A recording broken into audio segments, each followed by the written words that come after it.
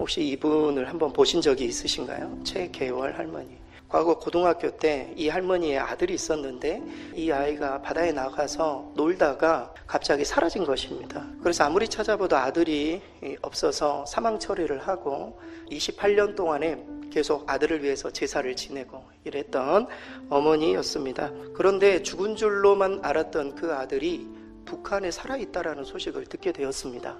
납북자들의 명단을 국가에서 이렇게 보다가 김영남이라는 이 아들이 납북을 당했던 일본 여인과 결혼을 해서 아이도 낳고 그렇게 살고 있다라는 소식을 이 어머니가 듣게 된 것입니다. 아들이 살아있다라는 소식을 듣고 이 어머니는 힘을 내기 시작했습니다.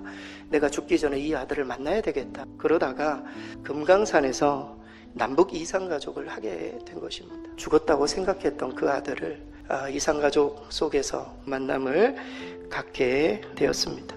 미국에서는 매해 미식축구로 인해서 연간 매해 20명의 아이들이 죽는다고 합니다. 그리고 이 미식축구 때문에 30만 명이라는 사람이 매해 다치기도 하고 사고가 나기도 하고 이런 일들이 미국에서 매일 일어납니다.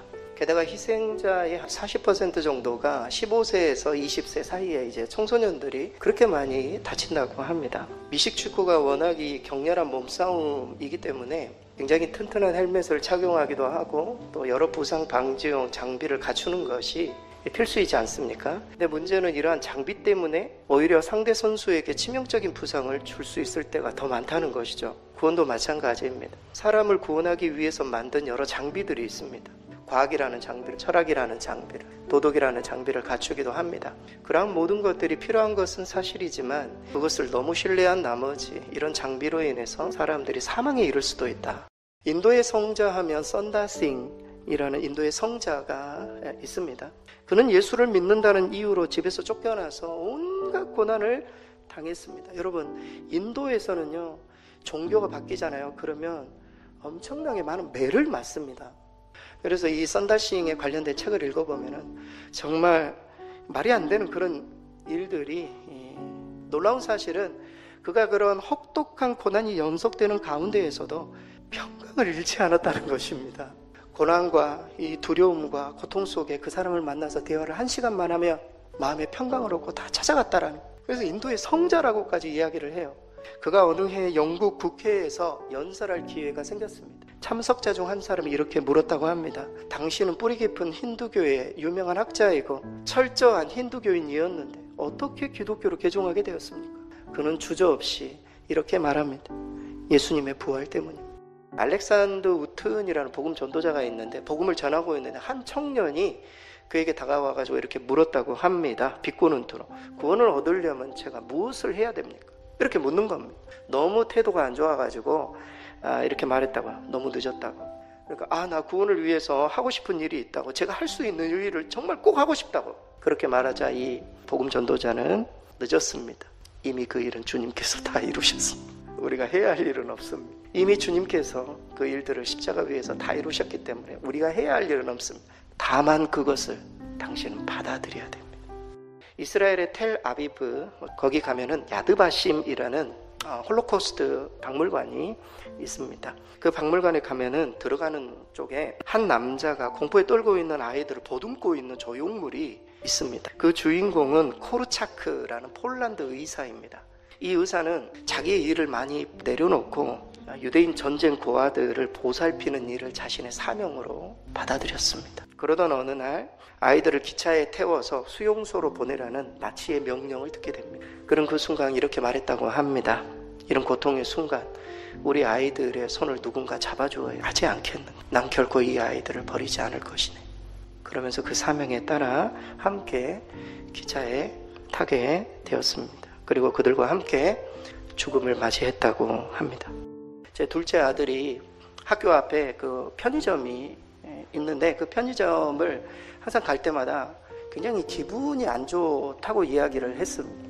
편의점의 그 사장님 조모니 아주머니신데 자꾸 이렇게 사람들을 너무 하대하고 아이들에게 막대하고 막 이렇다는 겁니다. 그래서 애들이 라면을 먹어도 눈치 보고 먹고 너무 싫다는 거예요.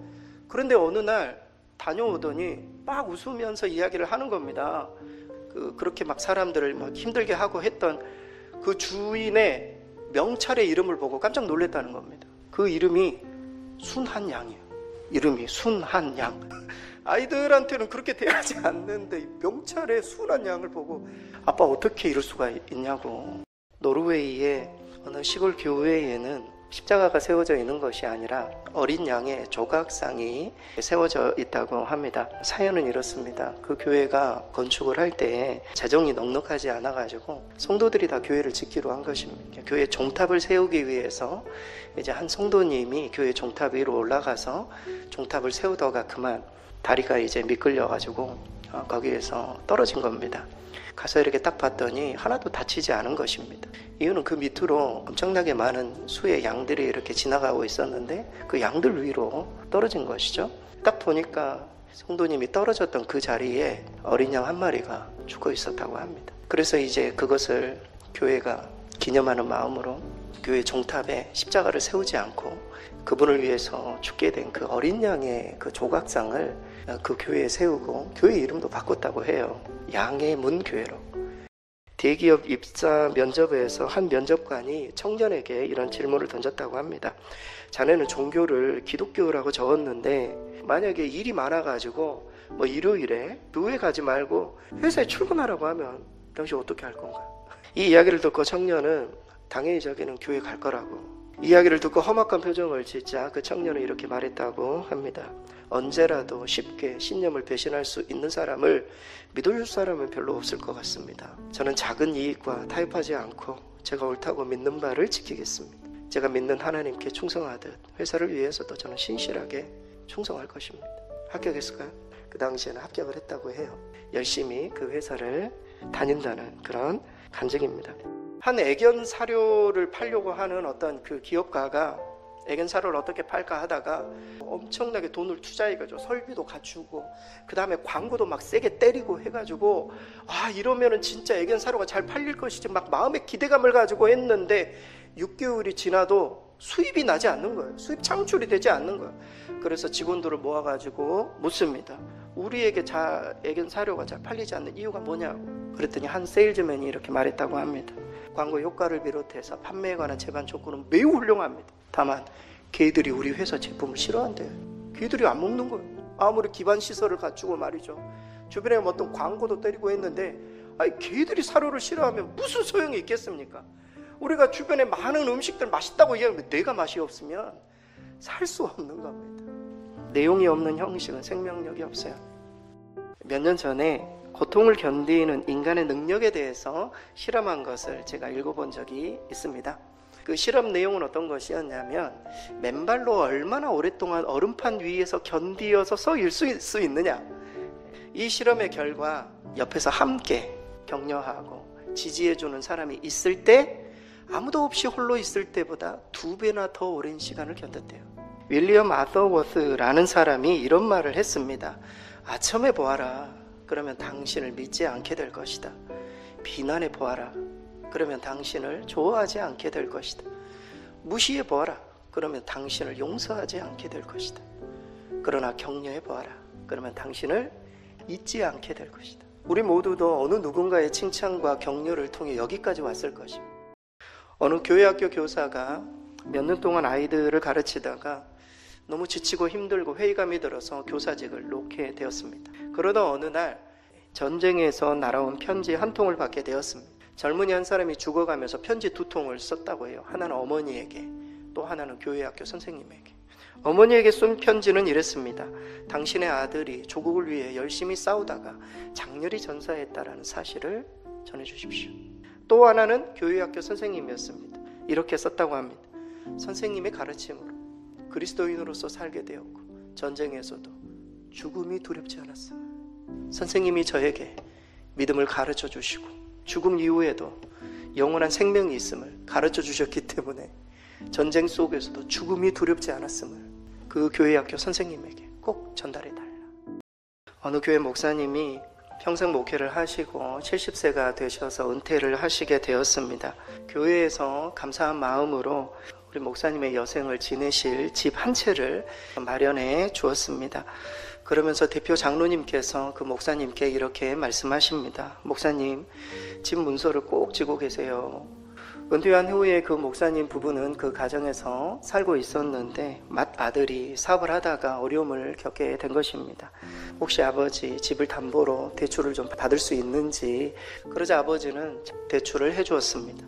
아들의 사업은 처음에는 잘 되다가 결국에는 부도가 나서 파산하게 되었고, 그 노부부는 길거리에 나앉게 되었습니다. 사는 것이 힘들었지만 그래도 노부부는 대출해 준 것에 대해서도 한 번도 후회가 없었다고 합니다. 자식에 대한 부모의 사랑은 항상 부족함을 느끼는 것이죠. 이들은 누구일까요? 이들은 하나씩 이 땅에 들어옵니다. 이들이 들어오는 것에 세상은 별로 신경 쓰지 않는 것 같습니다.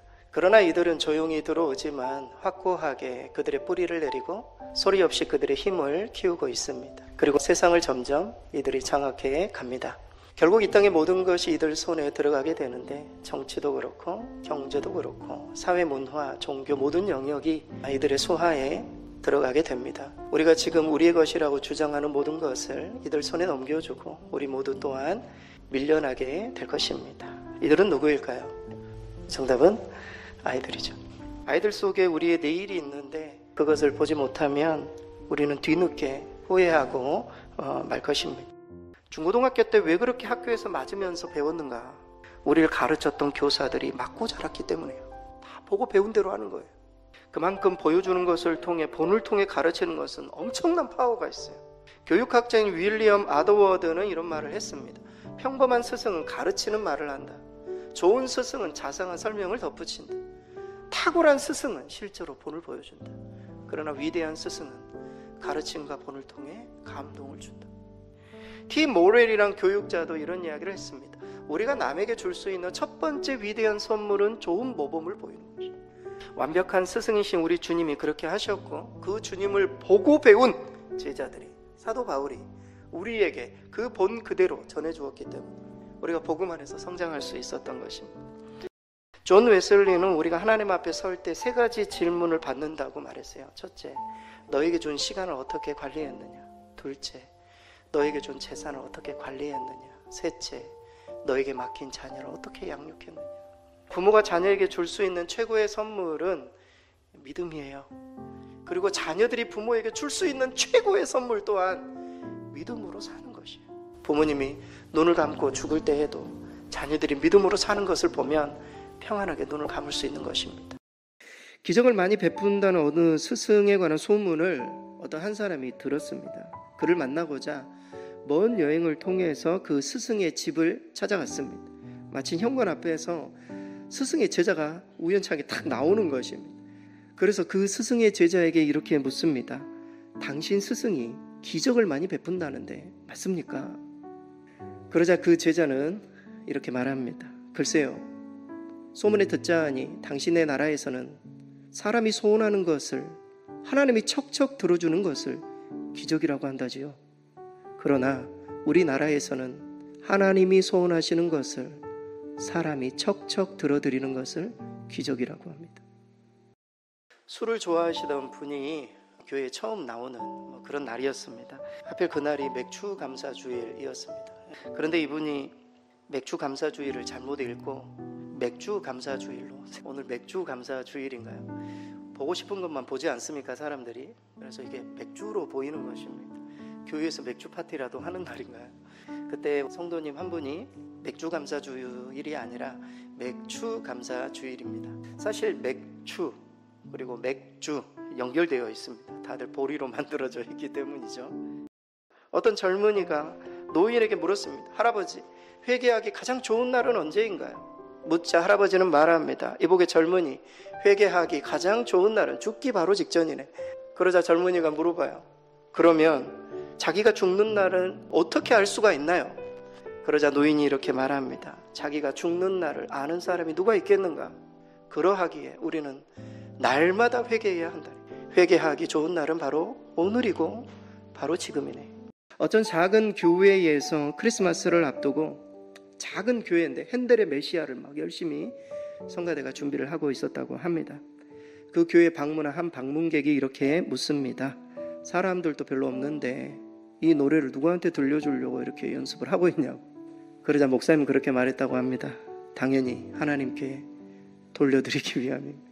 하나님께 미리 준비해서 주님을 영화롭게 하기 위해 성령을 받은 교회와 성도가 마땅히 해야 될 찬양이기 때문에 그렇게 하는 것이죠. 그러나 크리스찬의 어떤 나라들은 항상 그렇게 인사를 했다고 해요. God be with you. 하나님이 당신들과 함께 하시기를. 그런데 세월이 흐르면서 이 God be with you가 이 단어가 줄어들었다고 해요. be가 그냥 be로, with가 그걸 w로, you가 u로.